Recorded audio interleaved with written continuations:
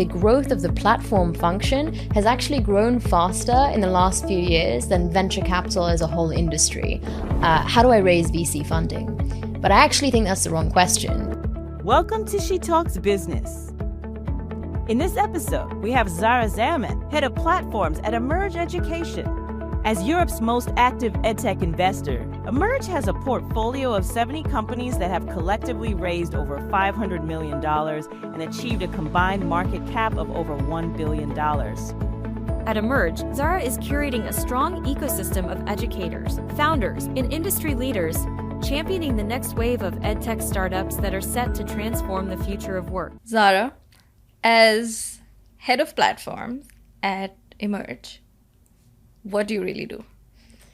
Great question. And it might be useful for me to start with a short explanation on Emerge as a fund. Absolutely. And then I can talk about platform. But Emerge is a pre-seed and seed. So for those who are not in the venture capital industry, that's early stage venture capital fund. And we invest in companies in the future of learning, future of workspace. So we look at companies that are fundamentally democratizing access to opportunity, whether it's leveling the playing field for kids or helping people build more fulfilling careers, but anything that really helps people access the knowledge and skills they need at the lowest possible cost to fulfill their potential. And as a team, we're all kids of immigrants, refugees, working class parents. So we've had very first-hand experiences with seeing the generational impact of education, which is why we dedicated our careers to it. And then to get back to your question on platform, platform is a relatively new function in venture capital. And to put it simply, platform is everything you do for a company that you invest in other than the money. So it's how you support them beyond that. And what I've learned in my 2.5 years in this role is really that platform means many different things in different funds. So it could be helping your companies get the right talent. It could be helping them with go-to-market, with their biz ops. It could be helping them with finding the right advisors. And for us at Emerge, what we do is we focus on community. So we have a venture partner community of 100 of the top people in education, founders, operators, chief learning officers at top corporations who have been there and done it before in this industry and can really support our founders as they build out their companies in the early stages. Amazing. And so technically what that means is building an ecosystem within the fund that supports your own portfolio companies. Is that right? Exactly. And actually, the interesting thing about platform is, as I mentioned, it's relatively new, but the growth of the platform function has actually grown faster in the last few years than venture capital as a whole industry. Wow. And the funds that invest in their platform functions actually have outsized returns compared to funds that don't. So to put it again simply, funds that will invest in their platform teams and supporting their portfolio companies and founders actually get better results from those portfolio companies. Right. One of the things that was very interesting about your work was that you've worked across ecosystems. So Europe, Asia, and so on. Are there any, of course, similarities, but also differences? What makes a startup ecosystem better than the other or more robust than the other? What kind of startup ecosystem have you seen produce better results for founders in that ecosystem? What are some insights that you would share? Sure. I'll preface this by saying that Emerge is a global fund, but we major on Europe. And so most of our portfolio companies are Europe-based. We have some in the US and then some dotted all over Australia, South Africa, Mexico, Canada. But personally, I have been traveling a lot over the last 4.5 years. I've been living out of a suitcase, moving every 6 weeks, which has brought me to Bali. But a lot of that is personal preference rather than looking at companies. That said, I have been super lucky to observe the startup ecosystem in many different countries and regions. And I think there are a few key trends that really make a region stand out and allow startups to flourish. One of them is access to capital. So VC is just one way that you can get money as a founder if you're building something, but it does rely on people being able to take big bets on very innovative ideas early on. So that's one of them. Another one is the talent pipeline. So you want ambitious founders, but those ambitious founders need to be able to hire great talent. Another element is the community. I think having a community of people who understand the sort of startup ecosystem, the investing side of things, people that are excited to work in startups, that's super important. And as a fund at Emerge, we really think community is one of the best things you can provide early stage founders with. So I think those are three really key things. And another thing I'll add as well is actually government policy and regulation. That makes a massive difference and can either contribute to brain drain or really boost the level of startups. If you take the Middle East, for example, we don't have any investments there yet, but I spent 10 years growing up in Dubai, and I am frequently back there to visit my family. And it's a nascent ecosystem in general, the Middle East. But we're seeing now that as particularly the Gulf region tries to diversify from oil, a lot of the governments there are investing heavily in their founders, startups, and also creating a lot of incentives to create companies and invest in them as well. One of the things that you mentioned, and also it's been my experience running an accelerator, is the quality of the founder, right? And sometimes it's really hard to find the right kind of founders that you want to invest in. So at Emerge, when you're looking for founders to invest in, because my understanding is you're also looking at idea stage where it's all about the founder, right? What are you really looking for? What makes a good founder? What makes a founder investable? Because at that point, I think it is the founder that you're investing in. So you're really looking at the investability of the founder. But what are some of those things that make a founder stand out?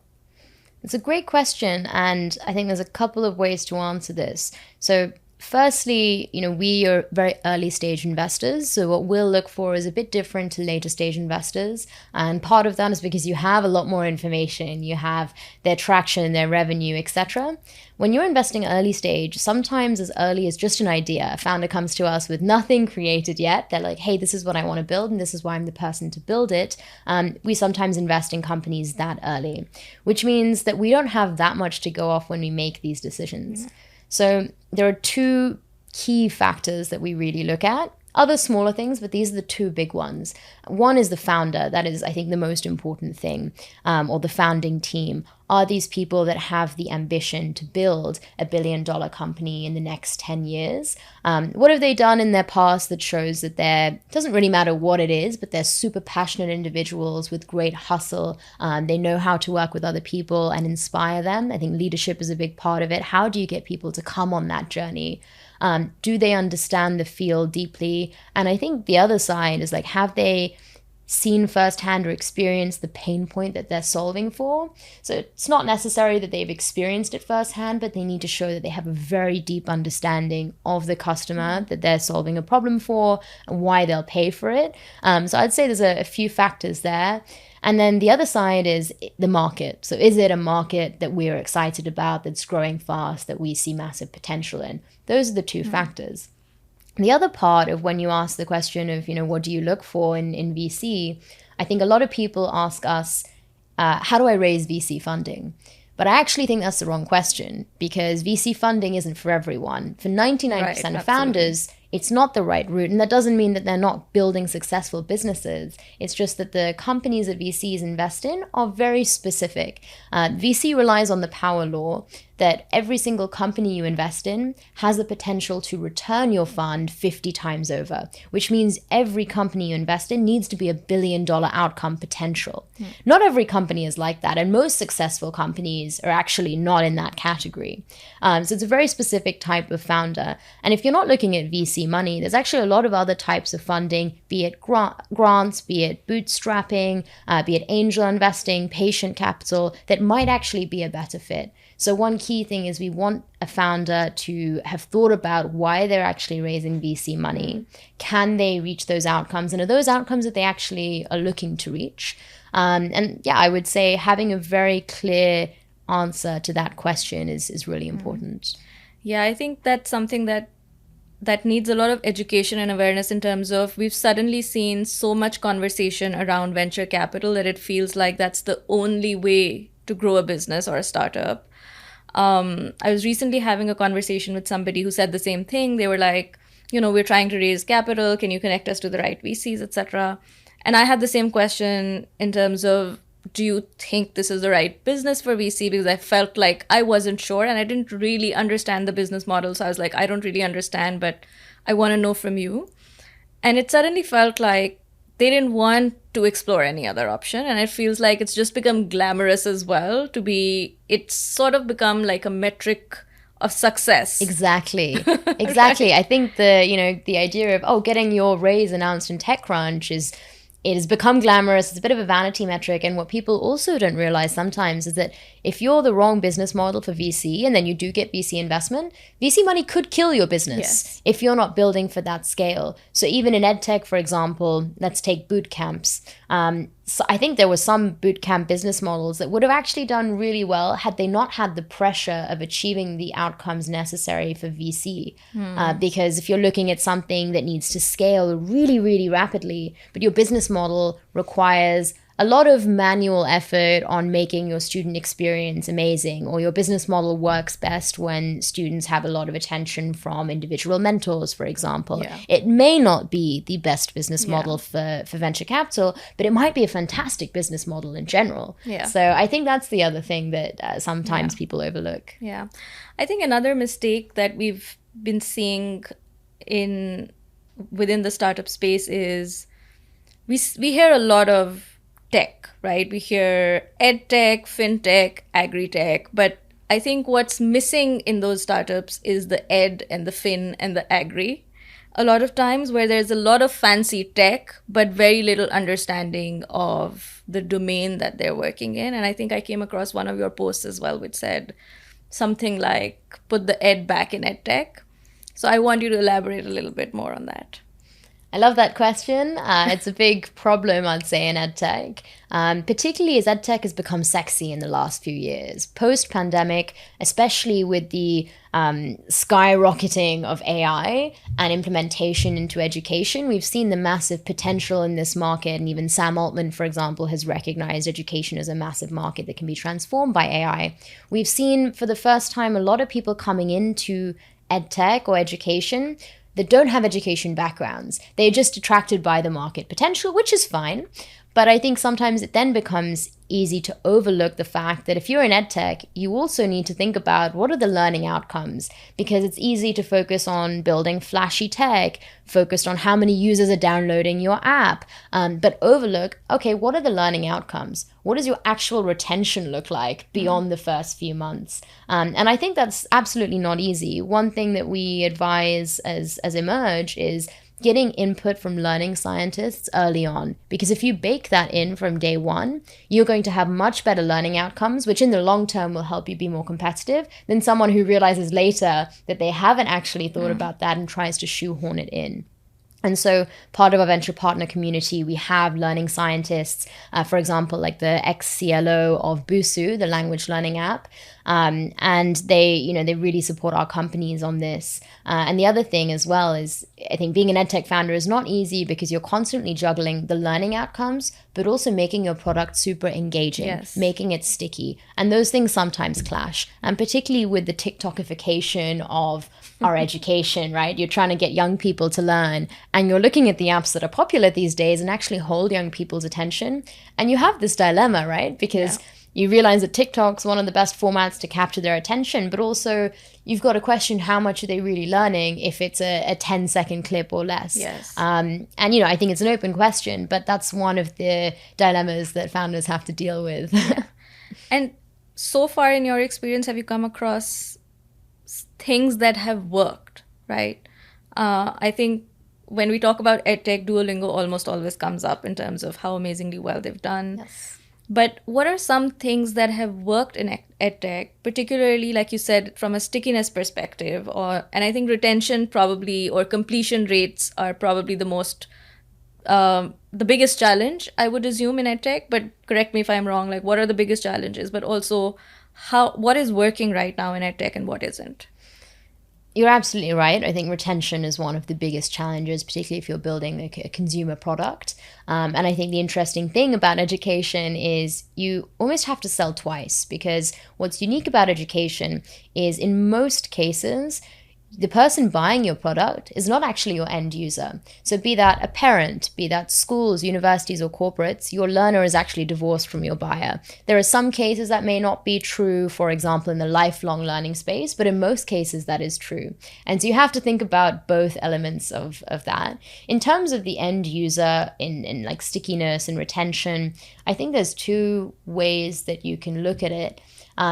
If a learner is in your product and using it, I think generally the stickiest products fit into two categories. One, it is required, for example, like by their company in order to upskill. And there's a clear reason that they're doing this course, for example. They have a very strong motivation, and maybe that's tied to a promotion or financial outcome, or maybe it's tied to career mobility. But that is a need for them. The other element is this edutainment emerging category. And I think Duolingo falls into that a little bit. I think it's almost sitting in between the two, because if you're looking at learning English as a second language, that's massive in terms of the impact it can have on your career. The other side is Duolingo is really fun to use, and they really pay attention to their users. I think they have one of the best teams on social media. And particularly with TikTok, they're really resonating with Gen Zs. But I think that, it comes down to a bunch of different things, and we're seeing the emergence of the Duolingo style app in many different categories. So one of our investments, for example, is like the Duolingo for relationships. So the idea being that you learn about each other's communication styles, love languages, how to build a better foundation. So you avoid ending up in couples therapy. And a lot of the things that have worked for Duolingo are working for that company as well. We've seen the same thing for companies building apps for religion. I think Hallow is one of the best funded ones. We have one in our company building the Duolingo for Islam, for example. But I think there's a lot of small things, whether it's keeping the community aspect. You have a leadership board, you can add friends, and then you have the streak element. So a lot of those. But I think those are the two things I'd say, either really integrating it into either a learning pathway, can be informal education, so to complete your degree or your school qualification, or in the workforce, or making it really fun. I think the best apps that are not required in those formal settings, they really understand how to delight their user. When I was thinking about our conversation, I think one of the things, and you also mentioned, right, there's edutainment, there's language learning, there's all these different verticals and categories. And I was thinking when I generally think of EdTech, there's platforms like Udemy and stuff, right, that comes up. And maybe Duolingo comes up because, we talk so much about it and we hear so much about it. But it was an interesting realization for me how there's so many different verticals and business models within EdTech. And so this might be a very, broad question, but I would love to understand the landscape a little bit in terms of what are the different verticals or categories and business models that exist within the EdTech space, and which are the most sort of common ones, or the ones that you see most potential in? Great question, and I can answer this on a broad level and then add some more specifics. I think to understand the education landscape, it's also useful to understand how it's evolved, because you hear a lot about EdTech now, particularly post-COVID, but there was a nascent EdTech scene before that. So you can think of it as three waves. So you have, let's call it the Stone Age of EdTech.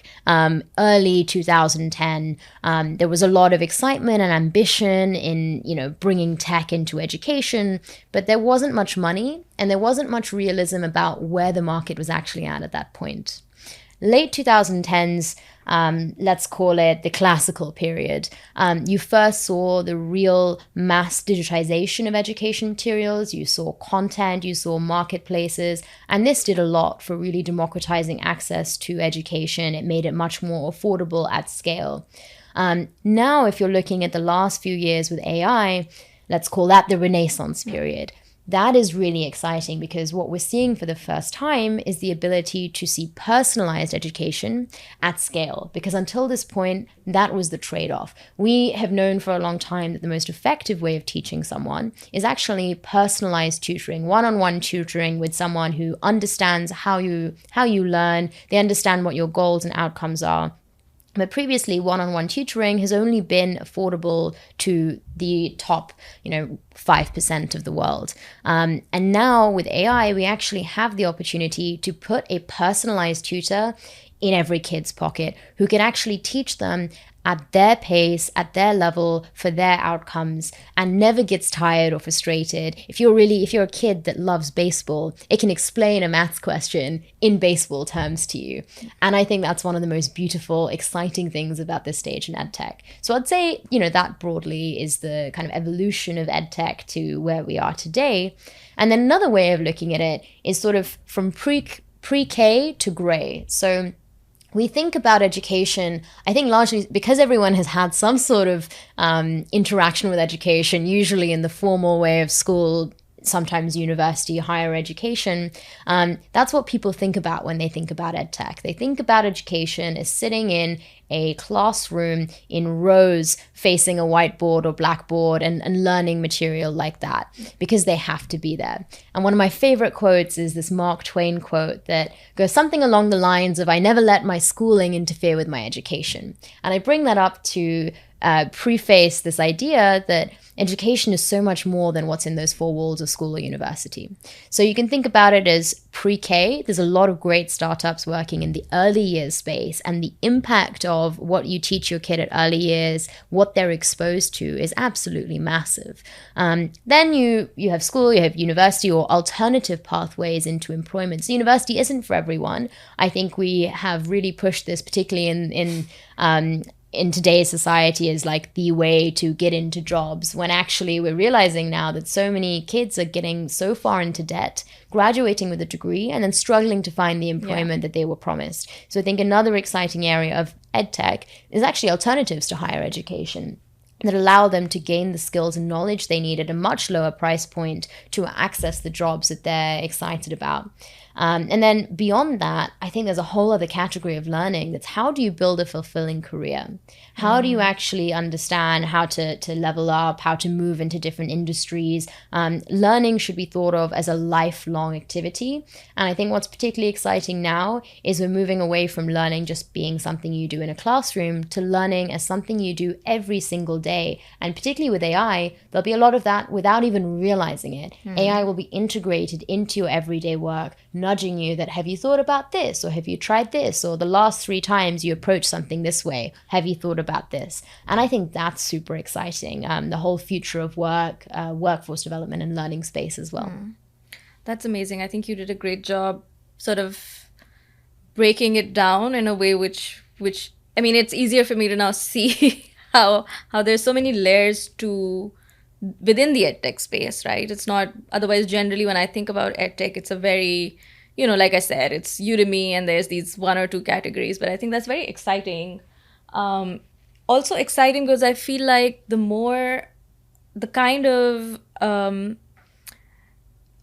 careers are no longer linear, right? Like that's the thing, something that a lot of us still struggle with in terms of figuring out what do we want to do next, even at our stage, right? When we've spent so many years in a particular space or in multiple spaces and we're still trying to figure out. But I think there's also that coaching element that AI provides. But do you think there's also some challenges associated with relying on AI for advice? I think it's a really good question.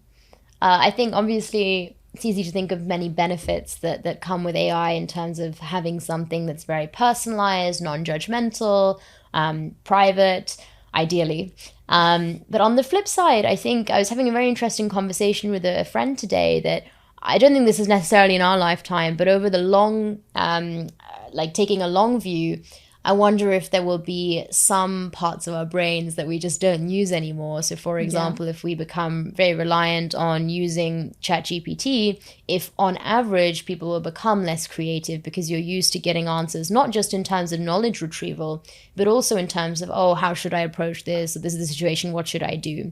And I think if we're not careful, that can replace a lot of those thought processes that we have that force us to think creatively. I think the top 1-5% will actually use AI to be even more creative, and it will open up the possibilities. But that is to say, on average, I think there is the possibility that it does make us a little bit more reliant and perhaps less able to critically think or think creatively.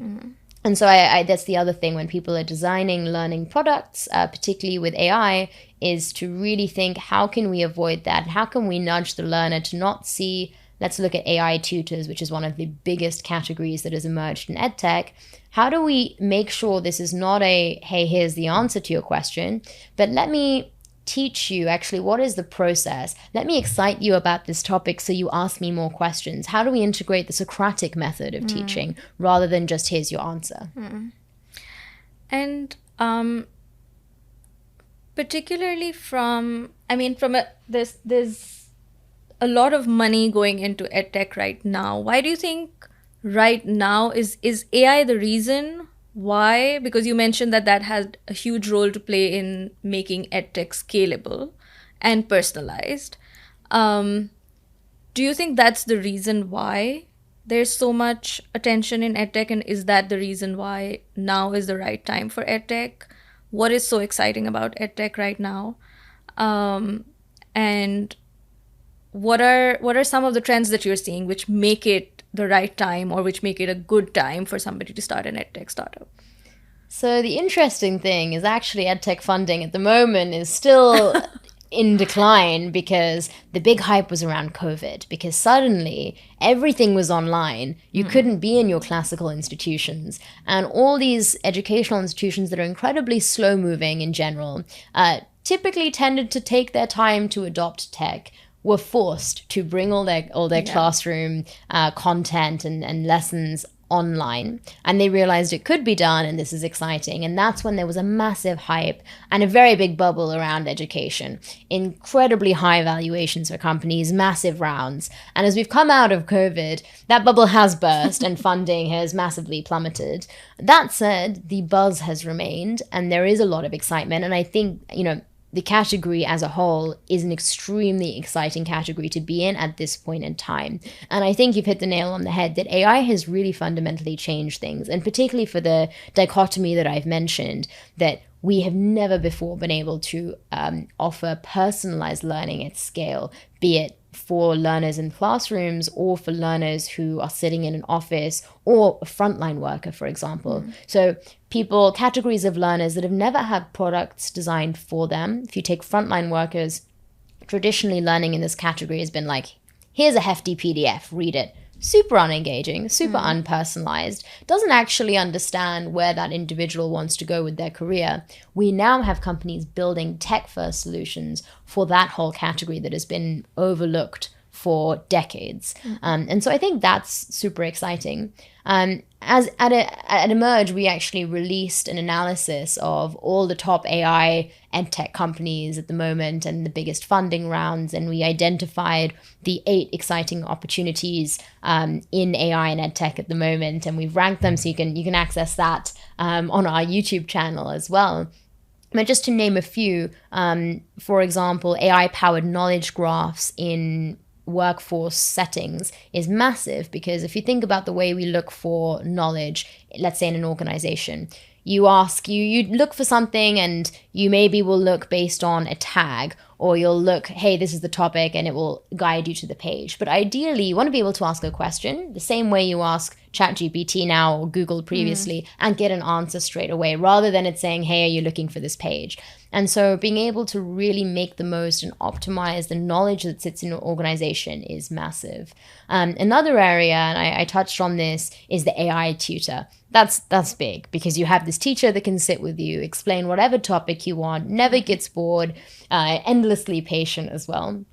I think there's a lot of exciting things happening in making democratizing authorship of learning materials, so making it easier to create content. Again, not necessarily just learning materials for formal environments, but also create personalized content. So we have a company called Algor, where you put in your learning content and it reformats it into mind maps concept maps and different types of presenting that knowledge that are much more interactive. And that has been massive for students because you give a student a PDF and, not super engaging. You turn that same PDF into interactive mind maps or flashcards or a podcast, or let's say it's even a online game show with that same content, and suddenly it becomes way more engaging. So I think that's a really big category as well. But we have a full long list of them detailing why it's super exciting to see AI completely transform education.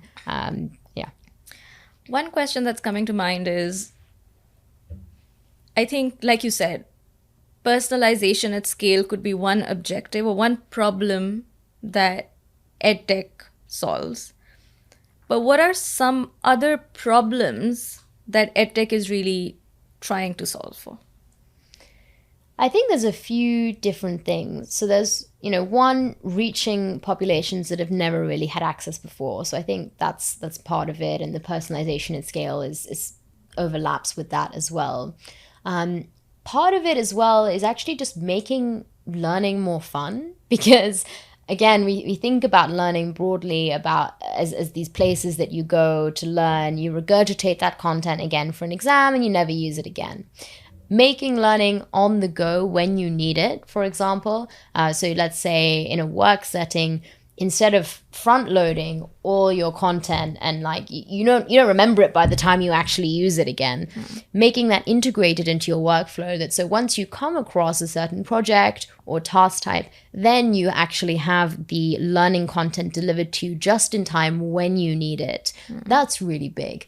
I think, another part, going back to the making learning fun, things like Duolingo. I mean, if you look at Masterclass, has been very successful, and that's learning outside of an institution and not tied to making a promotion, for example, in the workplace. That's simply sitting at home instead of Netflix, for example. But you're actually learning, for example, from Gordon Ramsay, how to cook pasta from scratch, which I think is really cool. And so we have a company called Prentice that is doing masterclass style episodes that show you behind the scenes of the kind of professionals that you're interested in. So if you're interested in breaking into venture capital, you can watch an episode of behind the scenes of what it means to be a venture capitalist, which I think is super exciting. And that's making learning fun. And so I think that's another really big category where it's really exciting to see the development of EdTech really broadening beyond just, here's your content, but we've digitized it.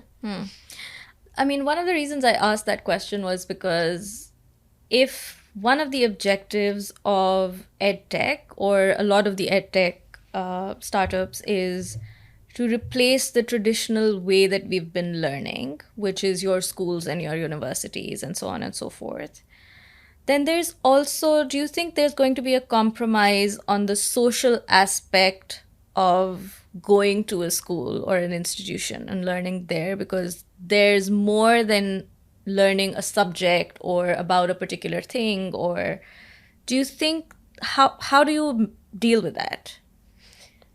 A lot of people have this idea that AI will replace teachers, for example, or what's the point of going to school if you can learn everything online? And it's a great point that actually the whole socialization aspect is a key part of that learning experience that happens beyond your curriculum. So I think most EdTech investors or EdTech founders generally will agree that the idea of introducing AI into education is not to replace schools and teachers, and certainly not that we all learn separately, individually at home.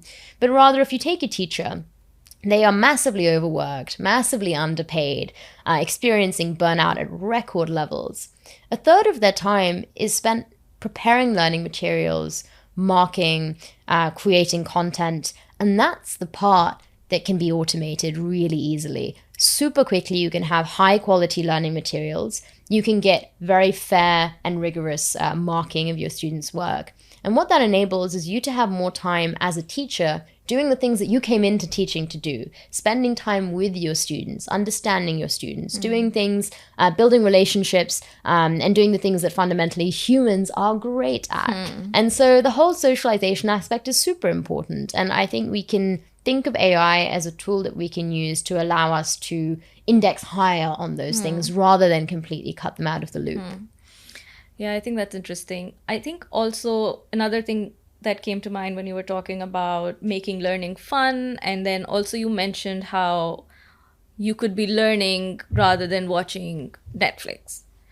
And the question that came to mind for me was, so you're technically, one, you're competing with Netflix. So one, how do you solve for that problem? How do you compete with Netflix? And two, the entire, like you said, TikTok talkification of content and trying to make it like bite size and easy to consume and so on and so forth. I I see something wrong with that, where we're saying we want to replace one addiction with another. Like we want people to be hooked to another app instead of this other app, right? Do you think there's a way to solve that problem, or am I missing something, or is that an actual problem at all? I think it definitely is a problem, and let's go to your TikTokification point. It's definitely a dilemma, and I think you have so many students spending hours and hours each day on TikTok consuming content, which is a massive problem. And there's one school of thought that's like, hey, it's a much bigger problem to break that addiction. In the meantime, at least there's some benefit in switching from spending those hours on TikTok to spending those hours on a version of TikTok where you're actually learning content, let's say for your GCSEs, and it's created by your peers specifically for you. Now, I think the key thing, going back to what I said about the learning science, is that you can back it up with outcomes. And I would be surprised if the exact format of TikTok is amazing for learning outcomes. However, I think we always need to evolve how we're teaching, and the best companies will be the ones that are really listening closely to their users and what they need. And so part of that is, hey, yes, I know that Gen Zs find this format most interesting and most exciting, but also why are they learning things? Part of it is learning on topics they're interested in, but let's say the formal learning for school, for university, etc., it's because they want to pass exams. And so part of that understanding the customer is also understanding that, yeah, they like TikTok, but they also need to pass their exams, degrees, etc. And so that learning outcomes piece plays a big part there. And if you're looking at students as well, at the end of the day, parents are the ones paying for that. Yeah. And so you need to convince parents that your app is actually good enough to deliver on those learning outcomes. But I think, it doesn't necessarily have to be, here's your TikTok feed to learn. There's one model that's really exciting that Physics Wallah has followed in India, but we have a company doing something similar in Europe called My EdSpace, and we think of it as the Twitch for education. So you have basically these celebrity teachers who are phenomenal at teaching a group online, because I think that's a very different skill to teaching a group in a classroom. And they get the kids really excited. They're influencer teachers who are brilliant experts at their subjects. And so all these students will come to this, essentially a webinar with their celebrity teacher who teaches them a core part of their curriculum. And these kids are excited to be there. And to get kids in that age group, school-going age, excited to be in a class about GCSE maths is an incredibly impressive feat. But then you have that, and then every kid is supported by a mentor in a one-to-one capacity or in a much smaller group capacity where they can work through homework problems. So it's massively scalable. But to get that scale and that excitement about the learning is really interesting. And that's just one example of a model that is working really well, and parents are paying for it. They're seeing the outcomes. It's been transformational because the price point of that is allowing kids whose parents could never have afforded tutoring for them before to access tutoring that's actually engaging. And there's the whole social aspect. So that's just one example that works really well and doesn't necessarily follow this idea of you need to create a very addicting app in the same way that TikTok or Instagram is. Yeah. You mentioned understanding the user, listening to the user. I think one of the things that we're seeing very frequently in startups is, or one of the mistakes that a lot of times startups make generally, and I want to know more specifically from an EdTech perspective, is what are the metrics that they're following and what are they measuring in terms of success? And maybe part of it comes from being a VC-funded startup in terms of they're very different metrics that you are looking at when you're a VC-funded startup, the pressure to grow and so on and so forth.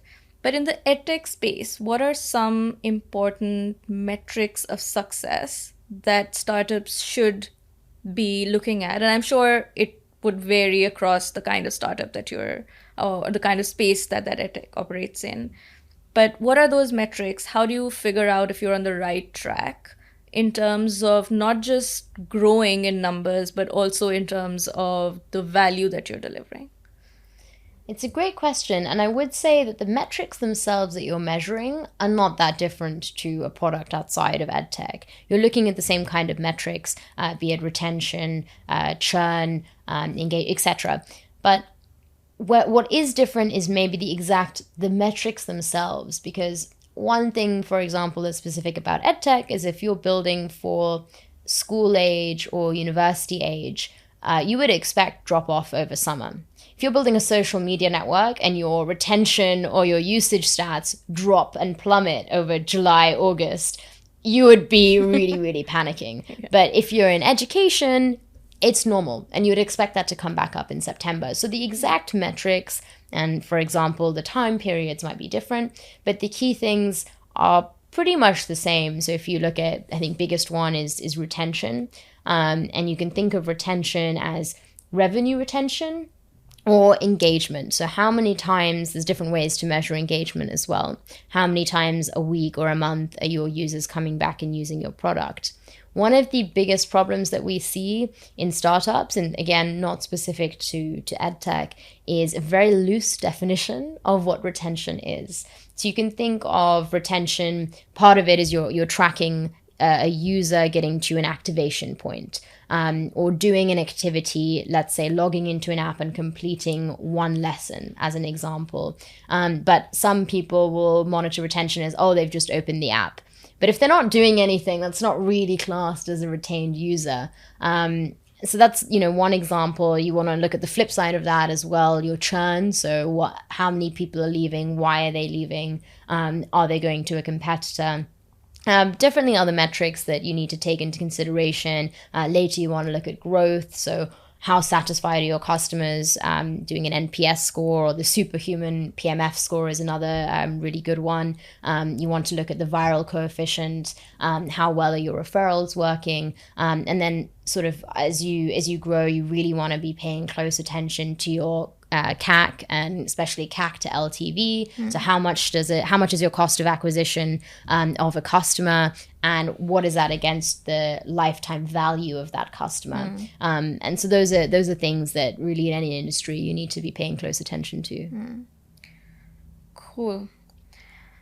Another thing that's coming to mind is particularly I think we're going on a tangent, but away from the conversation that we're currently having. But when a founder comes to you for funding, is there enough data available for them to be able to understand the market?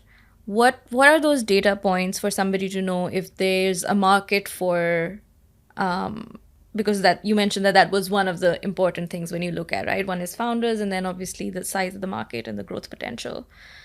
How do they measure that? What are the data points or metrics there before one even starts? And even in terms of, okay, maybe I can do some user research, but what are those benchmarks that'll tell me there's a growth potential? It really depends what type of market within, let's say, education you're looking at. But the key thing really is you're seeing budget holders, so be that in the corporate world or you're looking at parents who are willing to actually spend on your product. Because a lot of the time we see founders who come up with this great product and it's super exciting, but at the end of the day, they've designed it for employees, and actually companies don't have the budget for it right now. So you look at DEI budgets, for example, unfortunately have gone down in recent years after they had spiked.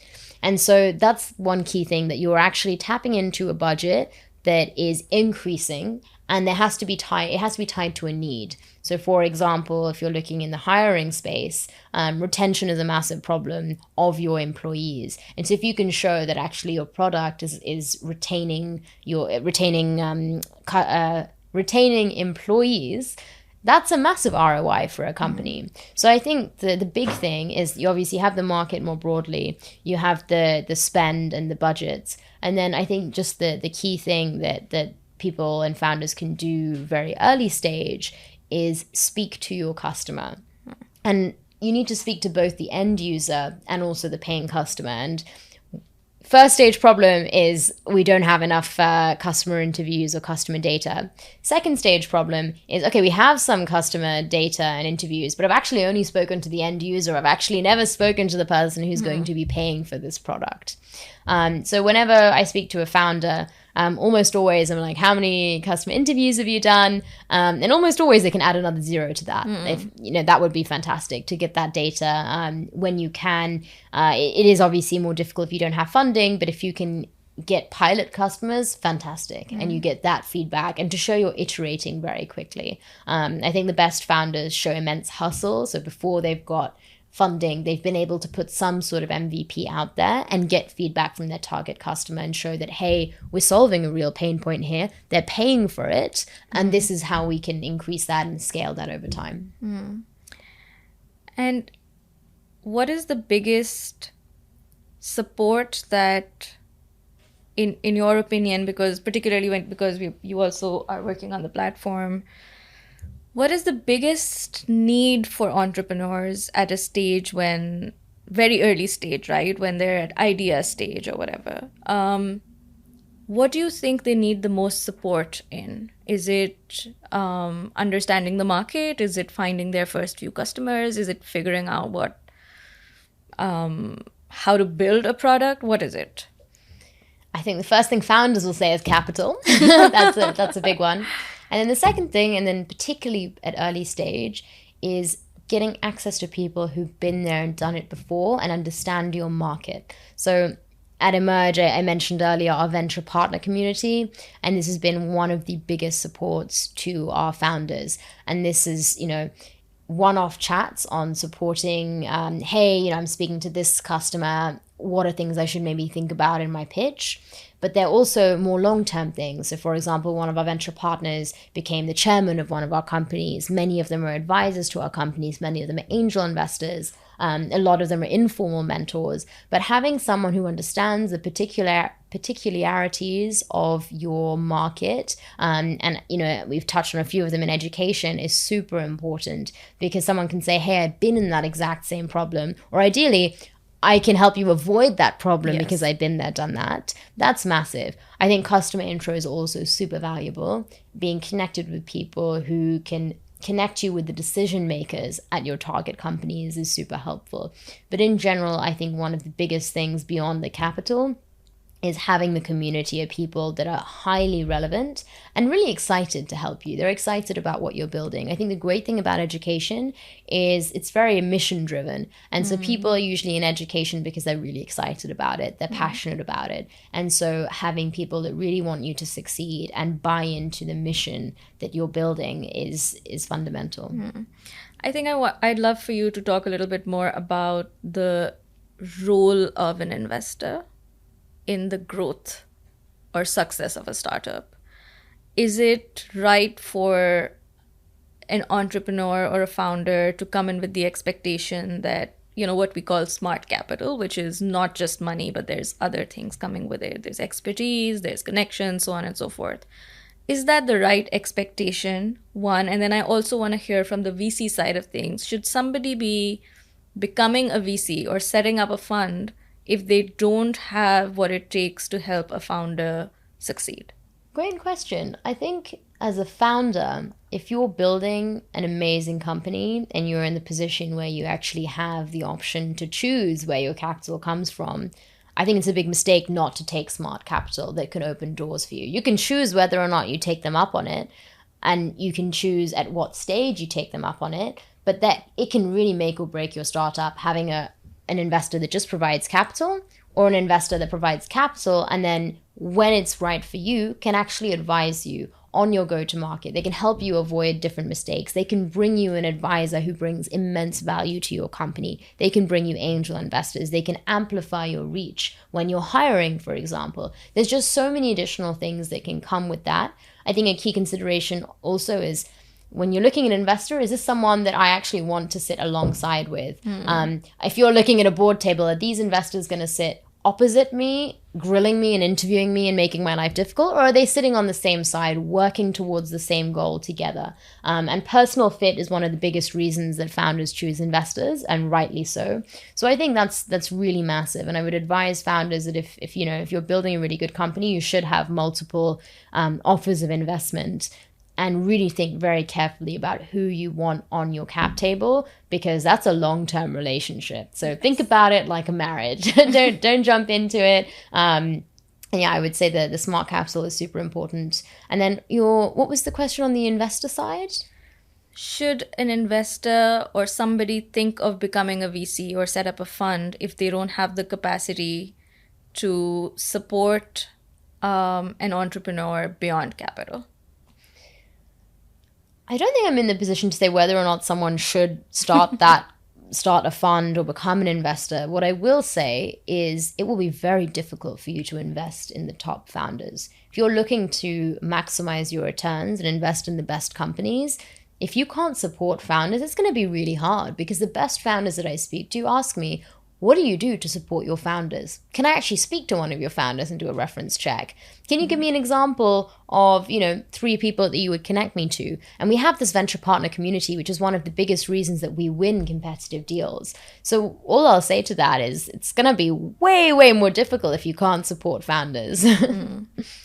As a VC, what is a competitive deal? A competitive deal, can you be a bit more specific about the question, actually? So, as a VC, how do you know that a deal is really good, where you actually want to compete for it? Okay. Sometimes you have founders that are building something super exciting, and they, have set a timeline for their fundraise. So there's already a deadline and there's time pressure. And generally, these deals will have multiple investors coming in and looking at it. And I think generally the deal is super competitive when the founder, one, they'll tell you often that, hey, I'm speaking to other investors, sometimes tell you who they're speaking to. But 2, the time which you have to make that decision suddenly becomes shorter and shorter and shorter. Yeah. And you need to reach your decision point much more quickly. That said, it doesn't mean that if a company doesn't have multiple offers of investment and they're not creating a super competitive deal, that they're not a good company. It just, there are many factors why that could be different. But particularly with experienced founders, I think they know how to play the VC game, they know how to fundraise, and they can create a lot of that FOMO in the deal. So that's kind of the dynamics there. Amazing. Thanks so much, Zara. I had a great time. I wish I could have asked all the other questions that we still have left, but either we'll need another episode or maybe we'll send those questions to you because I'm curious. I hope you had a good time, and thank you for being here. Thank you so much for having me. I really enjoyed it. If you found this episode interesting, don't forget to like, share, and subscribe.